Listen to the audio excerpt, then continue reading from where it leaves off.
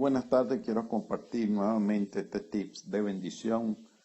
Jehová Dios los continúe bendiciendo y haga resplandecer su rostro sobre cada uno de ustedes. Hoy quiero hablarles sobre la fe que restaura. La Biblia dice que la oración de fe restaurará al enfermo. Santiago está diciendo que si alguien está enfermo, que mande a llamar a los ancianos de la iglesia y que oren por él, y que esa oración de fe restaurará al enfermo. ¿Qué significa? Que cuando la oración procede de fe, o sea, la fe es la que hace que la oración funcione. Mucha gente piensa que para tener fe hay que orar y orar y orar. No, es al revés. La fe es la que hace que funcione tu oración. Y dice que la oración restaurará.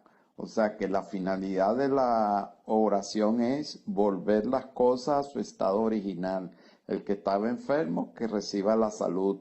El que está falto de prosperidad, que reciba su prosperidad. El que está en problemas familiares, que reciba una familia en paz.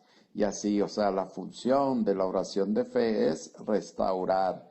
No se concibe una oración de fe que no restaure, porque entonces no es de fe, o sea, tiene que haber un resultado.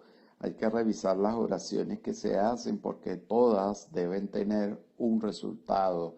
Si es de fe, restaurará al enfermo, dice la Biblia. Y Santiago nos lo dice con sombra de duda. Así que, mi estimado hermano, realiza la oración de fe.